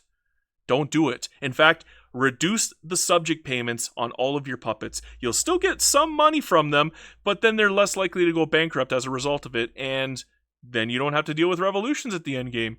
Makes the game so much faster, makes it so much more fun. I hate revolutions. I hate the mechanic. I wish they would do something about it to make it either more threatening or easier to contend with so that it just doesn't happen at least every 5 freaking years. Make it so that you only get like 1 revolution every 10 years at least. Anyhow, with police coordination, you get bonuses. You get change speed for your law enforcement, which is nice because there's an event where you get a -1 police institution, and you get a bunch of pluses to the rural folk and the trade unions, and that's actually kind of useful. I do like to take that from time to time, especially since you can just retake level 5. Nobody's stopping you from retaking it right away, and this makes it quicker. The bureaucracy cost, huge. Reducing that amount is always nice. It's the same as Colonial Colonial offices. I love more bureaucracy. I'd rather do this than take the paper company, which gives you the bureaucracy bonus. I'd rather just take one of these if I was going to go for that. Imposing the same policing law on block members is actually kind of useful, believe it or not. And the reason why I say that is because, again, one of the most annoying things about having protectorates is revolutions. By increasing their likelihood of reducing radicals, which believe it or not, policing can do that just by reducing the amount of issues with turmoil and reducing the amount of radicals from, I think, activism and that other things. You reduce the likelihood of them revolting overall, which makes the game more fun for you overall. The next thing that helps is -5% political movement activism. That's whatever. It's nice again for your for you, that's fine. It's fine. And I believe it also it goes up to minus 25% at level 5. So again, for the countries that you force it onto, it reduces the likelihood of them revolting. So altogether, police coordination is better than it looks. A lot of people have been giving it a lot of flack. I don't think it deserves that kind of flack. I honestly think it's a very situational pick. If you're going to go you're going to go very vassal heavy, you're going to go very protectorate heavy, you don't want to deal with revolutions at the end of the game, and you want the authority, well, it's a strong situational pick. It doesn't belong in the D tier, doesn't belong in the F tier. I think it's better than it looks, and I'm going to glaze it as much as I can. It's a good situational pick. Alright, we're coming up on one that I tried to give the absolute most benefit of the doubt to. One that I played with 3 times in 3 separate playthroughs, and it was somewhat helpful at the beginning, but it was completely underwhelming by the end of the game, and it's not worth it for that sake. We're talking about Sacred Civics. Unfortunately, with Sacred Civics, it only gives you a plus 10 higher diplomatic proposal acceptance with countries that are the same religion. That means that if you're playing as Spain and you want to do trade agreements with France, you'll get a plus 10 on it, which is worth what? £500 per week. Not horrible. It's actually kind of nice sometimes. It's literally just, you could consider it just free money at that point. But how many Catholic countries are you going to directly trade with? Not to mention, how many Catholic countries in the area are you going to really want to deal with without, antagonizing them by the mid-game? When it comes to France, for instance, if you're playing Spain, you're going to end up their enemy by like 10, 20 years down the line. You're probably going to be very friendly with Great Britain or Russia at that point. And I hate to break it to you, but neither of them are Catholic. And I think you need to be Catholic to get the benefit. Now, I could be wrong on that front. You could probably yell at me in the comments and say, oh, well, Dairuka, you don't know what you're talking about. Obviously, it works with this and this and this. And, well, from my experience, I don't think I remember it working at that point. And, I mean, I could probably just take it right now to double check. It's not that hard to prove. So we'll just go to religious convocations. We'll take Sacred Civics. Boom. Now, oh, did I actually make the block? Whoops, I probably should actually make the block if I'm going to do that. There we go. Now, let's check with Britain. Do we get the 10 bonus? No, we do not. So there you go. Proof positive that it is only useful for countries that are directly Catholic. Here's proof that it works with France. 10 Sacred Civics principle. Yeah, that's nice with France. That's nice with Austria. If you're playing as Spain, you're probably going to be very close with Austria. So yeah, it'll be very good to have bonuses with Austria. But there's not enough Catholic countries out there to really make it super duper insanely worthwhile. And again, I say Catholic because I can't think of any other religion that would be able to make full use of this, especially when it comes to the second part of Sacred Civics. The level 2 Sacred Civics is reduced liberty desire for the same religion. Well, there's only one time I can think of ever using that, and that's if I'm playing Catholic and I protectorate all of South America. You're obviously going to want to protectorate South America no matter what kind of religion you are, what kind of country you are, because they can stay as minor powers very easily, which means mandate points. You want mandate points, right? Mandate points are golden. We love them. And you can reduce the liberty desire because every single country out here is Catholic. See, Catholic, Catholic, Catholic, Catholic. It's all Catholic. They're all former Spanish and Portuguese colonies. Even Portugal, you could probably protectorate and they're Catholic too. So there you go. And that's good because then you can make them puppets easier for free. You don't have to reduce autonomy by attacking them. Golden. Love it. But here's the thing. You're probably going to want to reduce the subjects when you make them a puppet anyways. And there really isn't that much of a benefit to making them a puppet. Sure, they join your wars, but they're probably not going to be able to send that many troops regardless. It's nice to have, but it's not pivotal. It's not game-breaking if you don't get it. So, it's good. And here's the thing. When it came to taking Sacred Civics, I kind of just stuck on number 1. I didn't even bother with Liberty Desire. I wanted the plus 10. So I would just leave it until the end of the game. Who even cares about Liberty Desire? You can get that through economic dependence. You can just build in those countries, and they will love you. Simply because you keep building in those countries, they become economically dependent on you. It's just how it works. With Sacred Civics 3, this is garbage. Who cares about imposing church and state laws on your bloc members? The best case scenario is playing as Catholic and again taking over South America and then forcing them to be, state religion? Well, I hate to break it to you, I think all of them, except for maybe the southern ones, are state religion. No, even Chile's state religion. Oh, okay, Brazil is freedom of conscience. But again, what is the benefit of going state religion over freedom of conscience? You get less mass migrations. For what?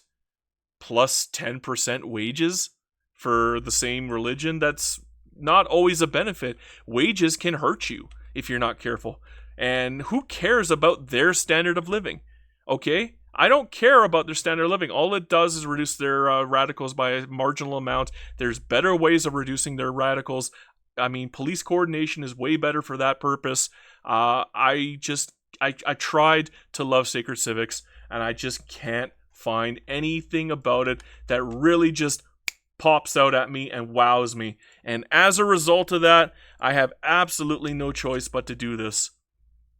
Sacred Civics, you're D tier. I love you. I want to love you. And I wish they would increase the amount of... they have to give it another bonus, okay? Or they can give it an incremental bonus for the amount of acceptance for the proposal, but it has to be a higher amount of acceptance. Plus 10 is negligible. It's nothing. It can be the difference in some cases, but again, that's so situational, and is it really worth a mandate? You can just go without the law for a little while longer while you try to befriend the country that you're trying to do the deal with in the first place. So it doesn't even count as situational. It's weak, and that's where I'm going to have to put it. Coming up on the final stretch with the last two, we're going to be talking now about transportation infrastructure. Now, transportation infrastructure is one of my original go-tos, and the reason why is because in 1.8, infrastructure was absolutely necessary at all times, and you had very limited options to get it. You had only so many ports, and ports were very expensive back then. They were unrealistically expensive that you couldn't use them for infrastructure. You had to do railways, and you had to do transportation infrastructure for the lovely, lovely infrastructure bonuses. Love it. Even in this version of the game, where infrastructure is not nearly as necessary, especially if you're doing a shoreline country, but it's still nice to have. It really is. Unfortunately, the port throughput can actually backfire against you. The throughput makes more merchant marines, and unfortunately, I find that in the late game, you're not going to be using as many merchant marines as you produce, and the world doesn't use as many as you produce. So you can only trade so many merchant marines made by the port, so the throughput actually can backfire against you. And at the same time, I do love the building level cap for the scale. The economy of scale, mwah. This would make it worth it if you took it. Not to mention the steam trains and the electric trains and the diesel trains. All of these are really good. Transportation Infrastructure 3 is really, really good. I love it. It's just... It's not as perfect as it used to be. This used to be what I consider to be S tier. This was a must pick for a lot of games, especially if you're playing as a small, insignificant country who just so happen to have a very large population, like Bolivia or something, or Ecuador. And yeah, I mean, you're going to run into infrastructure problems in those countries, so you're probably going to want to take transportation infrastructure as your second pick. And I did that a lot. And now I'm rethinking it. I think there are better picks out there than it. I don't really consider it all that situational either, but it all depends on what kind of countries you're playing. If you're playing an interior country that has no shorelines and you're playing tall, which means you're not expanding to take the shorelines, say you're playing Switzerland tall, this is a must pick. You absolutely have to pick this one. 100% must pick. If you're playing Sardinia Piedmont, who has shoreline access, and even if you're playing tall and you're not going to form Italy, no, you don't really need this. It's not necessary. The throughput bonus isn't worth it. The economy of skill is very, very nice, but it's not worth 3 picks. It's not worth 3 mandates. There's other mandates you could take that are way better for you in the long run. And the bonuses to the trains, again, there's better mandates that you could pick to make up for that fact, and you don't really need the extra infrastructure anyways because you got ports. Ports are just that powerful now. Ports are god tier right now. And unfortunately, that reduces the power of rails, which pretty much haven't changed from 1.8. But again, power creep has a tendency to weaken what used to be strong. And right now, that weakening happened to transportation infrastructure. Unfortunately, I'm going to have to be a little on the cruel side to transportation infrastructure. I'm not going to be ruthless to it, thankfully. I'm going to call it a strong situational pick. I can think of many situations where you're pretty much going to guaranteed pick it. Interior land countries that have no access to ports and you want to play tall, guarantee pick. No thoughts involved, must pick. For everybody else, it's maybe strong, maybe a weak situational pick, or maybe even a weak pick. I mean, if you're a port country like Italy, transportation infrastructure doesn't do anything for you. The throughput to ports just isn't worth it. It's not worth the picks. It doesn't help. It can actually even hurt you by reducing the value in the long run of the merchant marines, because you're going to be making so many dang ports that you're going to have bajillion merchant marines, and then you're going to add a bonus to them as well for throughput. My goodness, you're crazy. There's only so many people willing to buy merchant marines, so yeah, that can backfire on you. So again, strong situational pick. It's not weak. It's just it got hit by power creep. It's not as powerful as it was last patch. Okay, here comes the one that's going to get me the absolute most amount of flack. I guarantee it, because I'm actually going to be very cruel about this one. This is one that I'm deliberately doing to piss off as many people as possible, because this is how strongly I feel about the subject. You're going to hate me for it, and I'm sorry. You might disregard the entire tier list just because of this. Vassalization is bad. The main reason why Vassalization used to be S tier, especially in 1.8, is because its level 1 variant gave you plus 25 authority per subject. For 1 mandate point, you could exponentially grow your authority. There's just one problem with the 1.8 version. Taking the 2nd level, which I didn't recommend in 1.8 unless you're just running out of things to do and you're bored, but taking Vassalization 2 gave you a penalty. It looks like a bonus. It really does. Plus 25% income transfer for subjects. Ooh, you get more money from your subjects. Well, that's not good, because you're taking it directly from them. They're more likely to go bankrupt. They're more likely to lose prestige, and they're more likely to not give you mandate points as a result, because they're going to go down from minor to insignificant power at that point. And once they start doing the bankruptcy spiral, they never recover from it, and they're going to revolt on you every 5 years. It is an absolute irritation, especially to make full use of vassalization. You're going to want as many subjects as possible. Well, here's the catch. Police coordination gives you a lot of authority, 250 in fact, for free. You don't need subjects. Okay, you get it just by taking level 5 police institution, and you're going to do that anyways. And you get a bonus -5 political movement activism. To get the same amount of authority from vassalization, you have to have a minimum of 13 subjects for 260 authority. That's how much they nerfed it. I know it seems like a minuscule, insignificant nerf, but they're now forcing you to get Vassalization 3 just to get the maximum amount, which is still a nerf, of plus 20 authority. They probably think this is a minor nerf. This, in fact, is a gargantuan nerf. This is a game-changing nerf. This went from S tier, Vassalization 1, to F tier, Vassalization 3. This right here is the game killer. This sucks. This income transfer sucks. I reduce subject payments on every one of my vassals now to prevent them from revolting on me every 5 years. It's frustrating playing a long game and having 20 or 30 freaking revolutions, one happening every year, or every 6 months, or every 5 months, or how, depending on how many subjects you have, it can get absolutely bonkers. Well, here's the thing. Police coordination gives you a heck of a lot of authority, but because you can force policing on them with a minus movement to activism, you can reduce the amount of actual revolutions on those countries. Not only does police coordination give you almost as much as vassalization would with authority, say you had 13 subjects, yeah, vassalization would be better for authority, but police coordination is better for your peace of mind. Not to mention, it gives you other benefits than just the authority. Vassalization is just the authority. That's it. Okay? That's all it is. It's just the authority.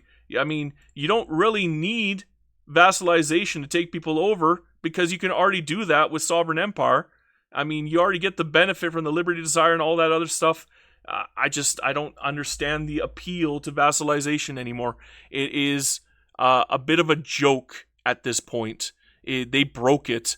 I know they think it's a minor nerf, but it's such a bad minor nerf by forcing you to take this penalty right here.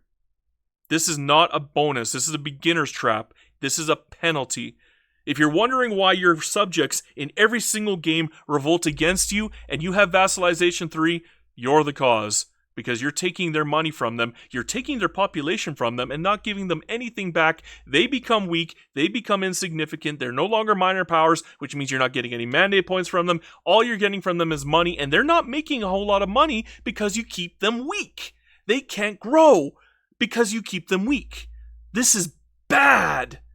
You want them to have as much money as possible while taking only a minor fraction of it so that they can grow in GDP. I'm willing to bet I would make more off of a super high GDP Chile than you would from a baseline GDP Chile with this plus 25% income transfer. This is a trap, a beginner's trap. It's bad.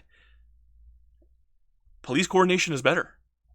If you want authority that bad, get your police coordination 3.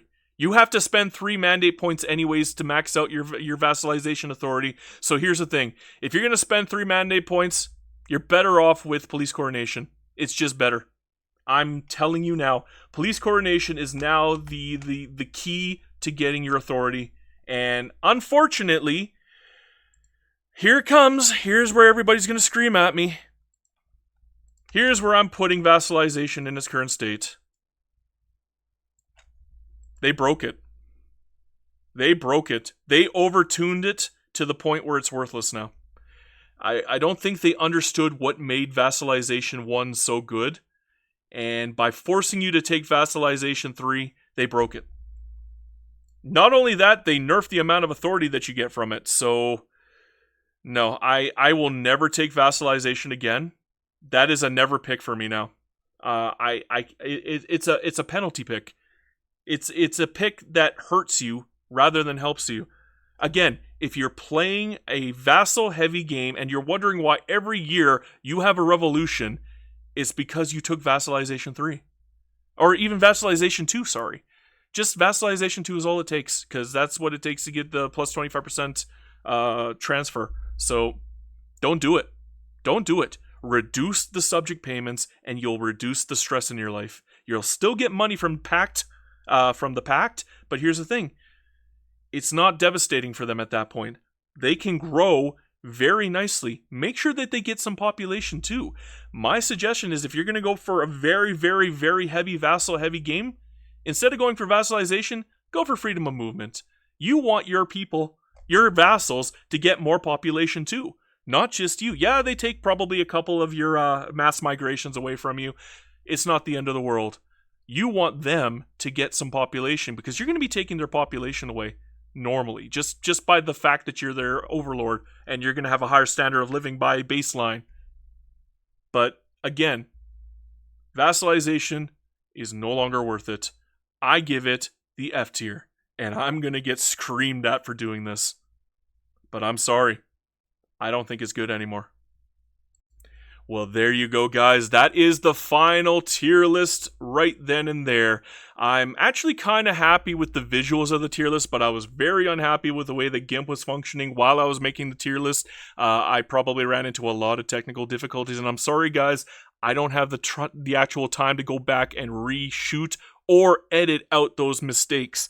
You probably saw like the yellow lines on there. You probably saw it shrunk down in certain cases. It happens, and I would like to apologize for that. For the next video, hopefully I'll be able to do better, reminding you that I only really get 2 days to make these videos.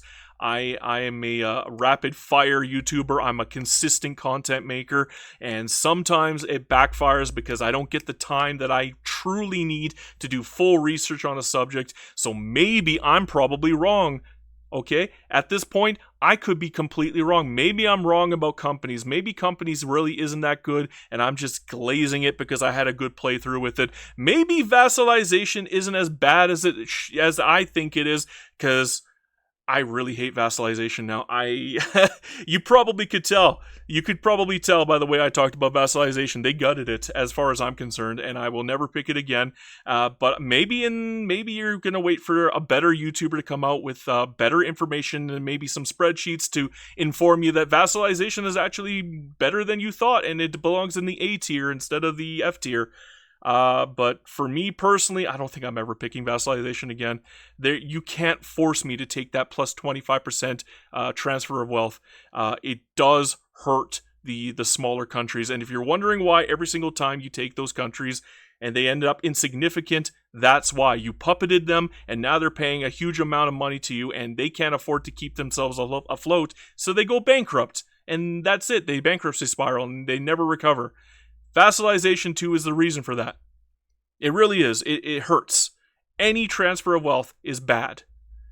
You want them to grow naturally, as if you would grow naturally, and when they get nice and big and strong, you still get a percentage of that. You'll get, what, like 10%? That's not nothing, and it won't kill them.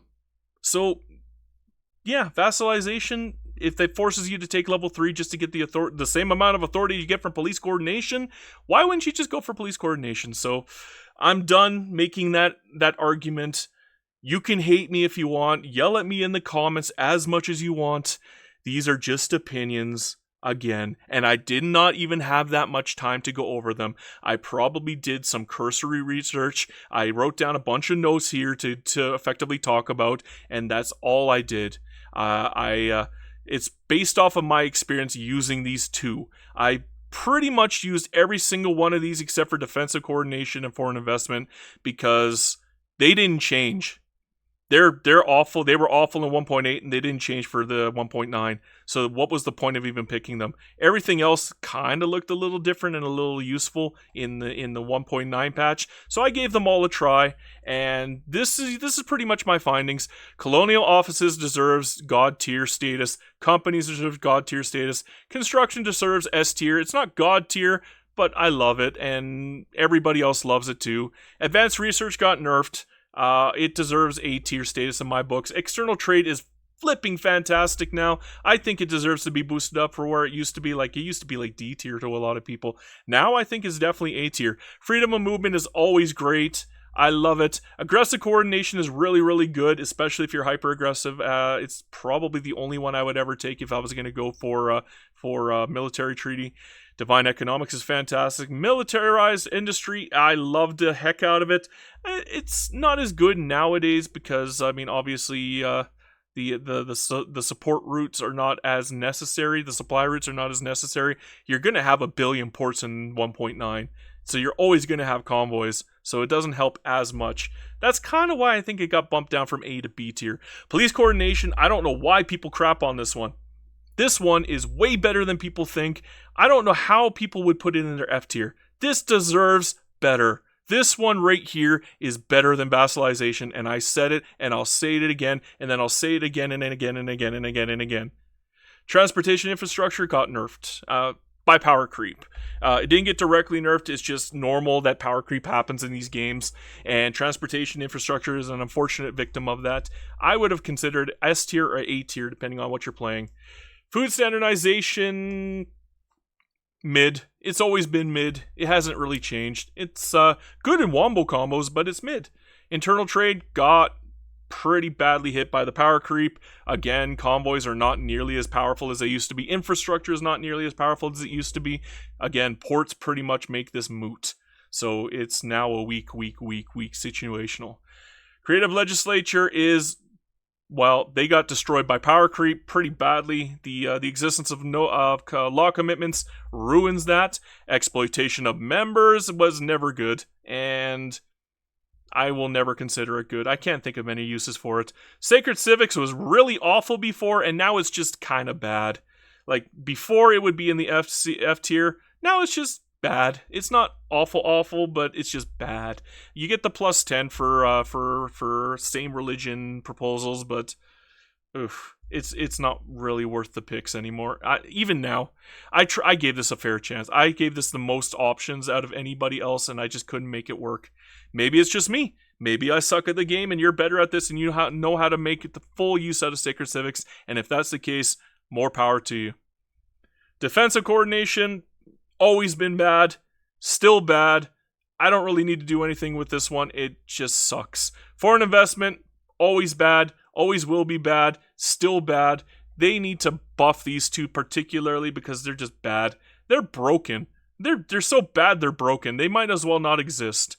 They're filler. They only exist there so they can take up space on the screen and make you make a choice and then go, oh, well, this one's really bad, so why don't I go for the better one? Yeah, I'll take aggressive coordination instead, or yeah. So there you go. Ideological truth is, well, not really worth the mandate points. I wouldn't call it as bad as defensive coordination and foreign investment. I would just say it's bad.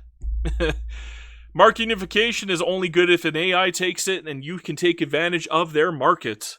Otherwise, what is the absolute point of this existing?